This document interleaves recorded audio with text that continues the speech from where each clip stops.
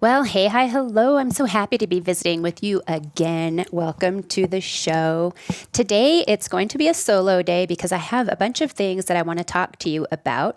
And a couple of them are just going to be brief discussions that I want you to remember and consider and just keep in the back of your mind, or maybe some of them you need to take action on.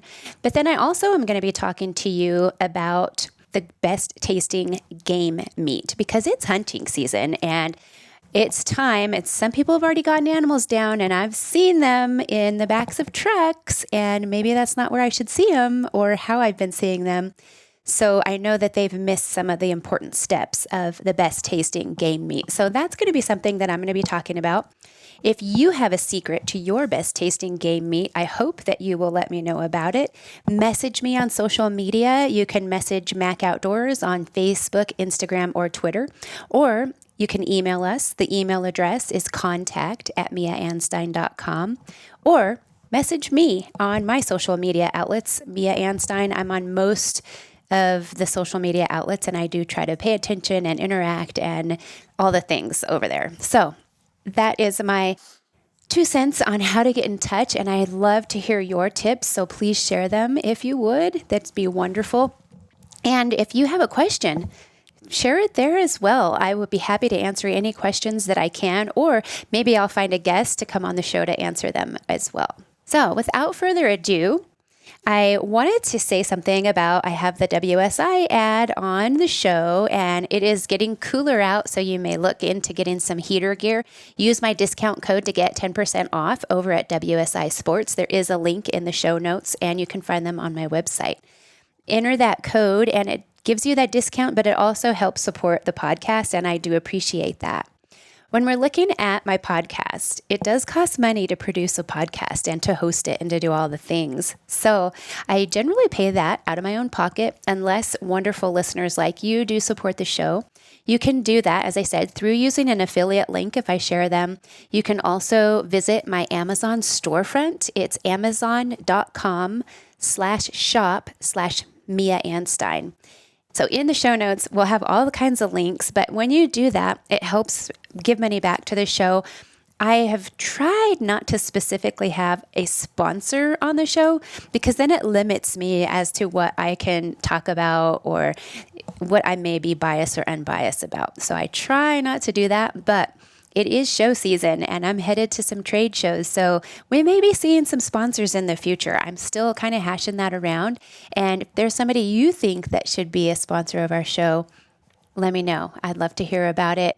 If you would just like to be a supporter of the show, message me and I'll tell you how you can just directly fund the show or support the Mac Outdoors outlet. This summer, whether at the range or in the field, WSI Sports Hypertech bamboo tanks, tees, and leggings will have you covered. Visit WSISports.com to support the show and use the affiliate code MACO10 for 10% off your purchase. All products are proudly made in the USA. WSI is bringing back pride in American-made clothing. Again, that code is MACO10 for 10% off your order at WSISports.com. Well, it is fall, and there have been many times when I've gone to Washington, D.C., along with the Women for Gun Rights, which used to be known as the D.C. Project. And those women right now, they are in D.C., they are pounding the streets and heading into the offices and visiting with our congressmen and senators, and they're talking about gun rights and showing the face of what gun owners look like. It's actually women, everyday girls like me, and maybe some of you are listening. But if you would like to support the Women for Gun Rights, again, I'll put a link in the show notes. I make no money from them. I just highly support what they're doing, and I would love it if you would support them as well. So keep an eye out for them. I just want us to keep them in our prayers and support them as they head out to the front lines to be a face and speak for all of us. On that note, it is election season. I have an email that says my ballot is in the mail. It's heading my direction. So I'm going to keep an eye out and pull that thing out and get it filled out. And we all have our different thoughts and ideas about mail-in ballots. And I actually truly used to love when I was like in my 20s, I loved going to the voting polls and standing in the little booth and filling out my ballot. That was something that I would research and study beforehand and go in there, and I was all prepared. I would stand in the little line if there was one. If you time it just right, there's not that bad of a line. But if you are just waiting till after work is done, the line gets long. One thing with that mail-in is who knows where it's going, who knows where it's being recorded, if it's getting stolen. We don't know what happens along the way. So you may want to take advantage of it. In Colorado, it's a really big thing, and we've had mail-in voting for quite a while. And you sign it, and I guess somebody verifies my signature to make sure it's me. I don't know. But so that's verified, and then it goes in. I get an email saying, yes, we received your ballot, and it has been recorded. So there is that option. It's a way to be antisocial and not go hang out at the polls and visit with people or see people with their banners and their propaganda for maybe something that you didn't agree with. But it's the way it's done nowadays here in America. The moral of my story is, please get your blue book, research the issues, weigh out the pluses and the minuses. Just because it's a tax cut doesn't necessarily mean that it's beneficial. Just because it's an increase of taxes to fund something doesn't mean that it's the best thing to do. You've got to weigh out the pros and cons. You may even want to go visit with your church group, go visit with your shooting club, go visit with your hunting group or your conservation organization and ask the opinions of other people and see what their views are about it. And maybe it'll give you something that you hadn't thought of before, and it'll help you decide where you stand on the issue. What I don't recommend is solely getting their votes and voting the way they vote. Maybe you do agree 100% across the line, but I really think that you should think with your heart and your mind and go to the polls that way. So make sure that you research and get ready to vote. I recently saw a video, a lady that I follow on YouTube, and she said she doesn't support politicians and their money laundering, whatever it is. I don't remember her precise words. She doesn't support the money behind the politicians, so she doesn't vote. And I want you to think about that for just a minute, because you don't support the money behind the politicians, so you don't vote. But then just before she said that, she was talking about how she doesn't agree with abortion, or maybe like for us, we don't agree with the gun bans. We don't agree that a law-abiding citizen should be stripped of their right to bear arms. So if you don't agree with that, then you need to go and vote for somebody who does agree with it. You need to weigh your values and put those out on the table and decide, what are the important issues? What are the deal breakers? If it's like for her, if it was abortion, vote for somebody who is pro or against whatever your idea is. Vote for somebody who is for that.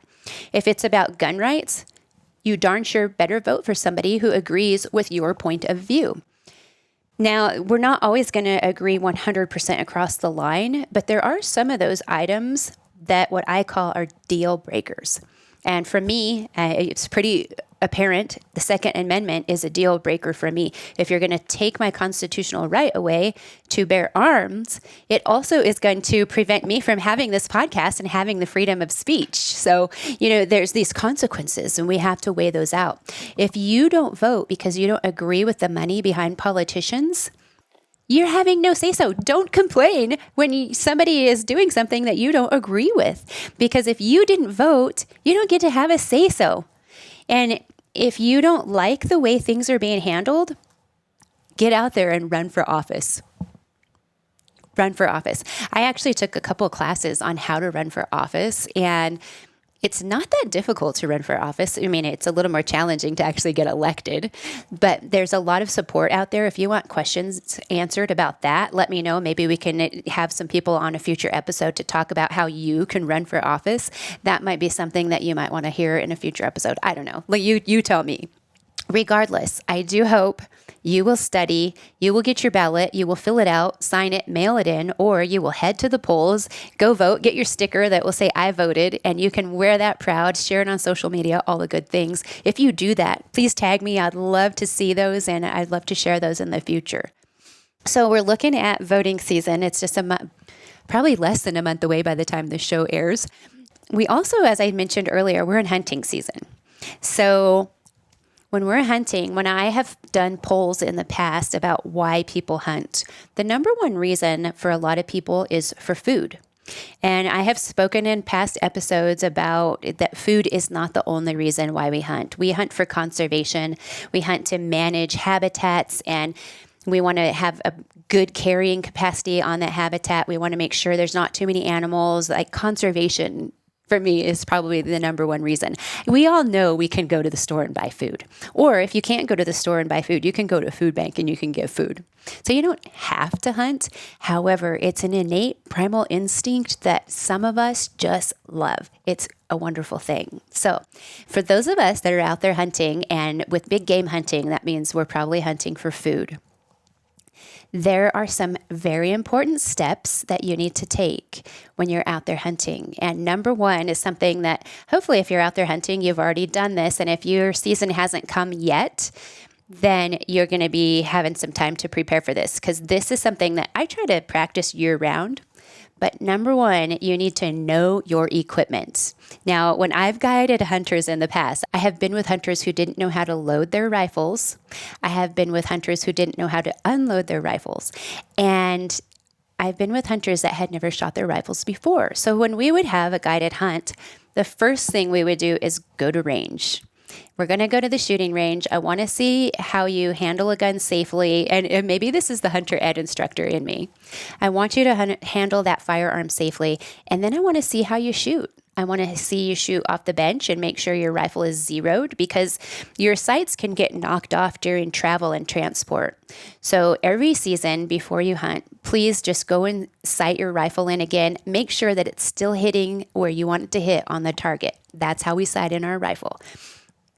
If you want to know the steps about like mounting a scope and all of that, you can find that on my website. There's a link in the show notes to how to sight in your rifle and mounting scopes. But once your rifle is sighted in, you need to practice with that. You've got to get off the bench. You've got to be able to shoot standing, shoot sitting, shoot kneeling, shoot prone. Now, prone here in the Rocky Mountains is not a position that we get to do very often because of the terrain, but it's the most stable shooting position. You've got to practice it, because if you have the opportunity, it just might get the job done. And why I say that is because the best tasting game meat starts with a one-shot clean kill. And what that means is we want that shot to hit its mark. We want it to drop that animal and put it out, okay? Sometimes it doesn't work that way, and we've got to make follow-up shots and so forth. But our main goal is a one-shot clean kill. So we want to start with practice. And when you're practicing also, it's already getting pretty chilly here in Colorado. There was frost on the pumpkin this morning. Practice with those layers on. Practice with your gloves. I have a little video about how to keep your hands warm, some different tips and advice that people have given me. Practice shooting your rifle and running the bolt. Practice that with your gloves on, because when you're out in the field, things can happen pretty quickly, and you don't want to be running the bolt and get it only halfway and not get the round ejected or not get it put in all the way. You want it to be smooth. And some rifles run more smooth than others. So when we're looking at that, you got to know if it's something that you need to manhandle to pull the bolt back and forward and slam it down, or if it's something that you can just like butter, just and down. Okay. You also want to know where your safety is, the whole operation of your rifle. So important. Once you have found that animal and you get ready for your shot, take it down. Okay, the animal is down. We can talk later about blood trailing. We can talk about how you follow up the shot. We can talk about those things. But today what I really wanted to talk to you about is the best tasting game meat, how to handle your meat. And that's the process to get to it. Practice shooting, practice your shot, make a good shot, get that animal down. Now, I've had people tell me that elk is gamey. I've had them tell me that mule deer is gamey, whitetail is gamey, that these game animals taste gamey. It's all in how you handle the animal. As I said, it starts with the shot. If that animal is wounded and has to run and it has to struggle, what happens is the adrenaline is pumping through their body and their blood. That's going into the muscles, it's going into the meat, and it's going to change the taste of the meat. So we've got to try to do a really good shot. If it's hot where you live, you're going to have some things that are going to be different than if it's cold where you are. I've also had people tell me that they don't like bull elk because when the bull elk are rutting, that they taste different.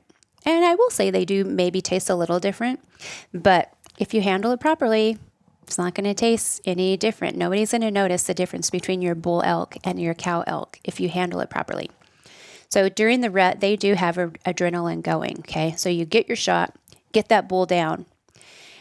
What I want you to do is immediately pay your respects to the animal. It's very important to give thanks for what God has given us and for the blessing that he has bestowed upon us. It is a blessing to get to go out and hunt because hunting is a privilege. It's not a right, and we are blessed with the privilege to hunt. So go give your thanks. I would like you to make sure that your firearm is unloaded and on safe. Put it in a safe spot also. And clean up that animal, maybe push his tongue back inside his mouth if it happens to be out. Try to clean as much of the blood off of the animal as possible. Sometimes the blood will come out of the mouth. Sometimes you've got it on the side wherever the bullet impacted or your arrow. And if you're hunting with a bow, make sure your bow is secure. I mean, you can just transfer this over to archery as well. And it doesn't strictly apply to rifles, even though I'm referencing rifles because it's rifle season where I live. Clean up that animal. Be respectful to him. Give honor to the animal that has just given their life for you to have sustenance. You can take your pictures now if you're by yourself. Set your timer on your phone, put it on your backpack, and you can get some good pictures, selfie images that way with a timer from your phone. And then when you're done, follow your state's rules for your, voiding your hunting license and all that stuff. And you can do that before you take the pictures as well. But make sure you do follow the rules for voiding that hunting license. And then it's time to take care of the meat.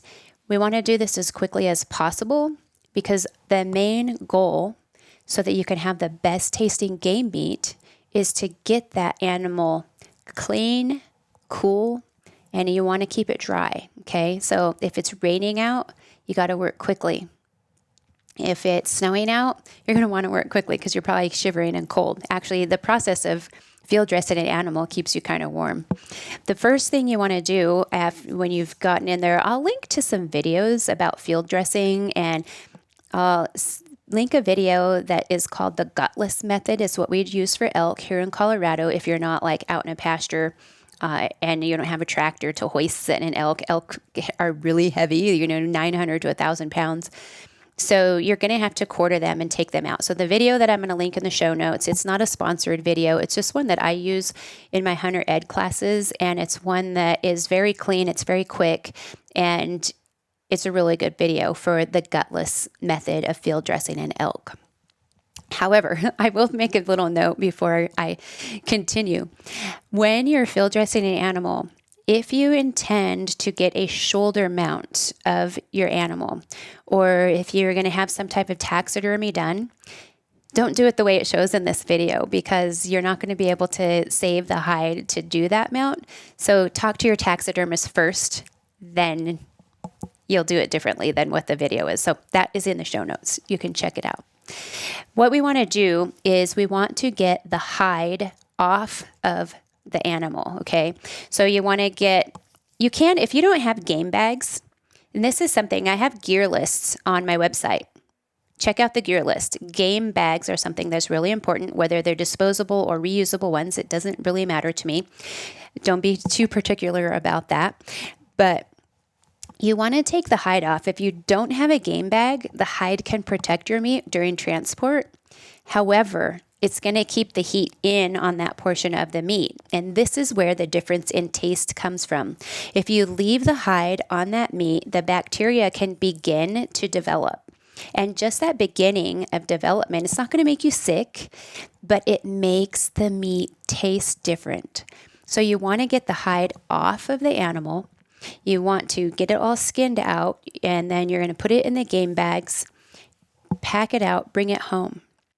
And if you have a cool place to hang the meat, that is ideal, which is why hunting in the later seasons, November, December, is great because it'll be cold and you can hang your meat in a shed or somewhere like that.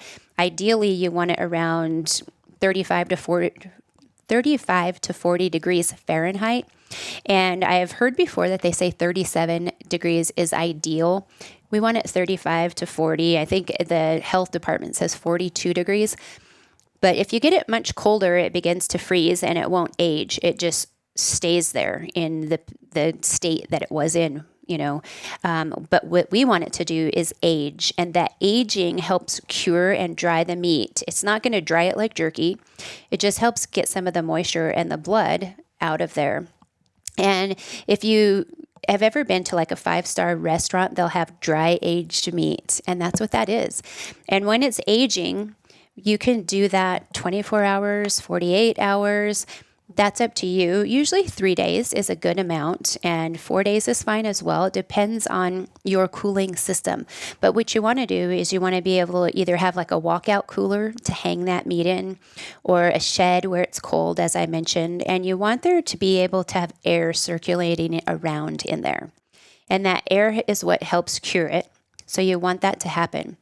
If you don't have a place like that to hang your meat, what you can do is debone the meat, take it off in slabs, and you can put it on a drying rack on a tray. So what I do is I have my baking trays, and you can put your metal rack. You can use maybe a cookie cooling rack or a baking cooling rack. Some people have the grid racks that go over their baking trays, and I have links to this in my shop as well, in my Amazon storefront. You'll find a lot of these things in that. I'll have it linked in the show notes. But you put that on there and then just cover it with another tray. Just flip another tray over the top of it. If your meat is too tall for that, you can just lay some parchment paper over the top of it. We just don't want other dust or dirt if you're in and out of your refrigerator getting on this. Because what we're going to do is once you've got the drip tray underneath and you've got your rack on top of your drip tray, and then you want to lay something over the top, you can even put an old towel if you would like over the top of it. Put that in the refrigerator. And you can do that process in the refrigerator. The thing with aging it in the refrigerator is that you're in and out of the refrigerator a lot. So it kind of changes the airflow in there and the temperature fluctuates a little. So it's not exactly the same, but it is helpful in the aging process. And that is one of the important steps, is that aging. If you can't age the meat, you can always process your meat, get it done right away.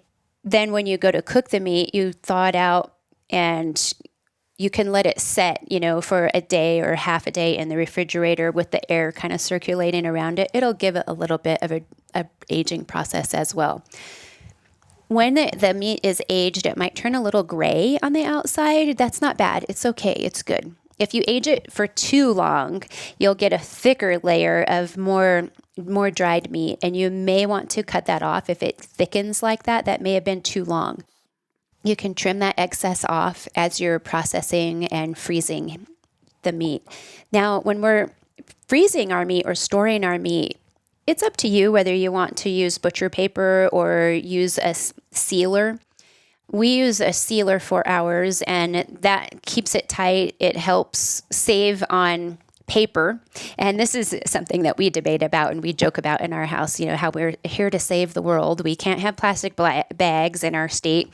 We can't have plastic straws in some state, but there's plenty of plastic all over the place. I mean, I've been getting these Amazon boxes when I order from them. It's a huge box, and it's filled with those puffy plastic pillowy things to help protect whatever's in there. And then there's one little teeny tiny item in there that could have fit in a box that was like 1/8 of the size of the giant box that the thing came in. But Nobody cares about that plastic, I guess. So I digress. I'm kind of getting off target here. We seal ours and we try to make them as flat as possible so they stack well in the freezer. The thing with the freezer paper and make sure you double wrap it. Double wrap your meat if you're using paper, or you can use saran wrap and then use the paper. I find if I have saran wrap and then paper, when you're thawing meat, if it's not thawed all the way, that saran wrap will rip and tear because it becomes brittle after a while.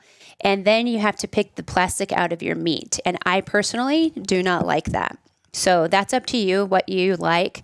And I also wanted to mention, like, most of these tips are based on if you're processing it yourself, because we process our own meat. If you're taking your meat to a processor, they're going to do the aging process for you. And you may even stop and visit with them and ask them what the whole process is. Because I know a lot of people, it's like, dump the animal off, take off. Is your animal dumped in a vat with the rest of everyone else's animals, and you brought an animal so you're guaranteed 10 pounds of sausage or 10 pounds of ground meat or whatever, and you don't know whose meat you're actually getting? Because that's something that I don't like, which is partly why I process my own meat, is I know how I handled it in the field. I know how it's going to taste because of how I handled it, and I want the same meat. So, and that's really not the only reason I process my own meat. I process my own meat because I enjoy the process. I enjoy the process of preparing for the hunt. I love the process of being out in God's creation for the hunt. And when I'm successful, wow, that is even better. Or even if a friend is successful, it's just like the best thing. And then you get to field dress it, pack it out, and then process the meat. And it's just so rewarding. And then the final reward is when we can cook a savory meal and have that and sit around the table together and enjoy fellowship and community and spend time with our family or friends or neighbors. That to me is the ultimate best reward. So this way of taking care of our game meat is so important. And it is the way we have the best tasting game meat. When you're going to freeze that meat, you can freeze it, keep it out there. When you go to thaw it, I've heard all different ways of thawing, and I personally will use the microwave. I don't thaw meat until it's 100% thawed. And it varies depending on if I need it immediately. That's my thing, is the microwave. Some people will take it out and they'll let it sit in a sink of hot water for an amount of time. And I will caution you on that. If it's in a plastic wrap, it's not going to get any water in there. We don't want the meat to get waterlogged. So be careful with that method. But also you have to be careful because you don't want it there long enough for any bacteria to build up. If it's sealed, the air's not getting to it, should be all right if it's in there for a couple hours thawing. But be careful. You don't want the bacteria. That is where that foul taste comes from. And we don't want that in the meat. I also have on miaanstine.com, go to the recipes tab, and there are a lot of game recipes there. There are also some recipes for some side dishes that you might like to go with your game recipes. I also have some keto recipes and some dessert snacks for my friends who maybe want to eat a little more healthy like me. And so that is a wonderful thing if you'll check that out, and let me know if you have a favorite recipe. I recently shared a recipe for Mr. Dennis Brooks. He shared a recipe with me for his best ever chili recipe for venison, and it is delicious. So if you would like to check that out, it's the season for stews and chilies and casseroles. So I would love to share that with you. Something else that I wanted to tell you with game meat, best taste. Let me tell you one thing. If your animal is in the sage flats, if it's eating sagebrush, that's a taste that I have not yet learned how to get out of the meat. So if you have a secret for getting the sage taste out of the meat, I would love to hear about that. Email me your tip to contact@miaanstine.com.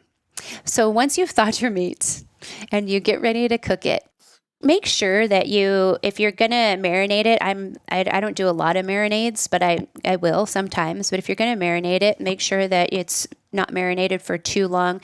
Try not to disguise the taste of the game meat. Game meat actually tastes really good. You don't have to disguise it with sauces and marinades and porridges and all this stuff. It's not necessary. I mean, we all love sauces and stuff like that, but you don't have to disguise the meat.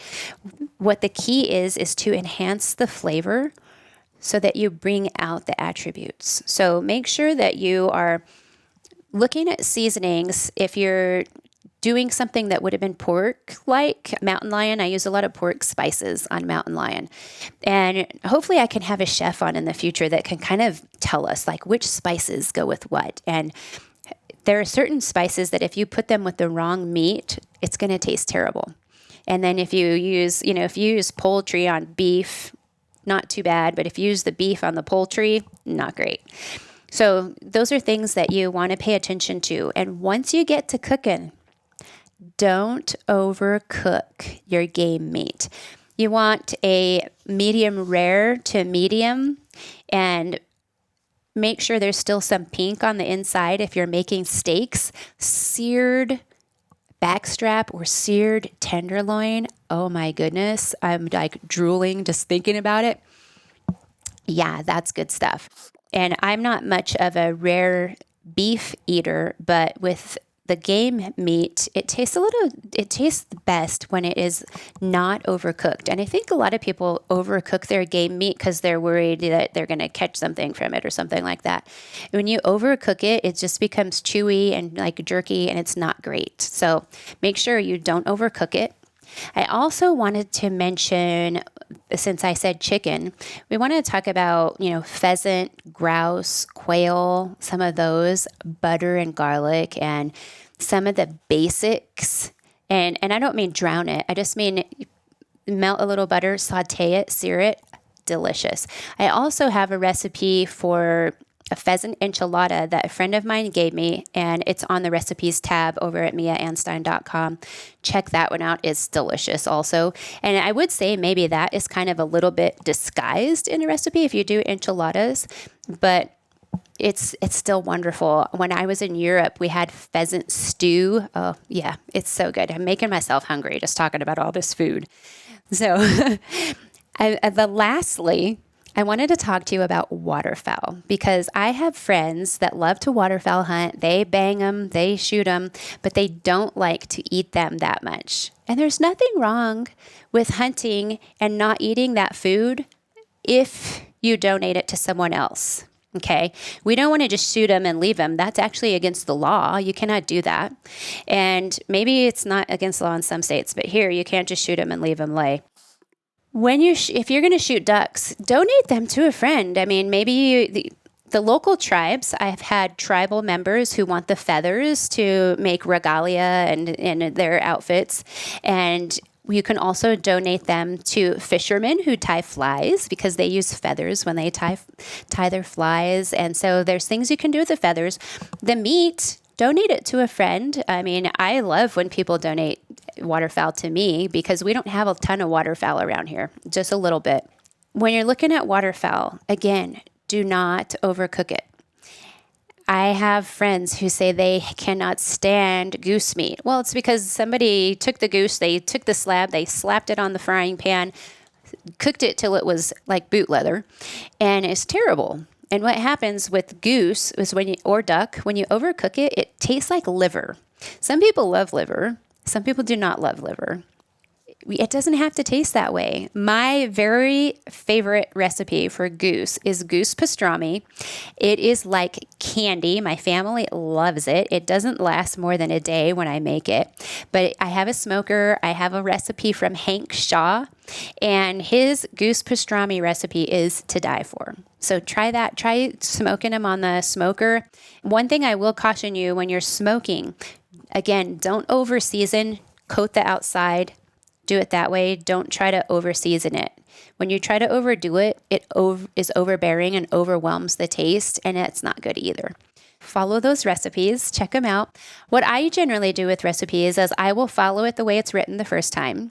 And then the next time I make it my own. I'm like, oh, well, I think this would be great with a little more garlic, or I think it would be good with a little more cilantro or something like that. And I add or take away based on my taste buds and also on what my family likes because I want to make them happy as well. So those are some tips about how to have the best tasting game meat. We want to start with a one-shot clean kill, get it cooled down quickly, keep it clean. Do not get it wet. We want to keep it dry. And then we want to have that curing process of letting it dry. And then we want to cook it, but we want to not overcook it. So I hope those are some helpful tips for you. If you do have questions, as I said, please reach out. I would love to hear from you.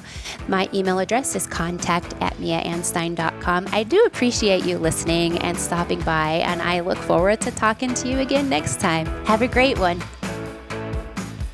Hey, this is Lloyd Bailey, the Armed Lutheran, host of the Armed Lutheran Radio Podcast, reminding you that the podcast you're listening to is a proud member of the Self-Defense Radio Network. Check out all the great content at selfdefenseradio.net.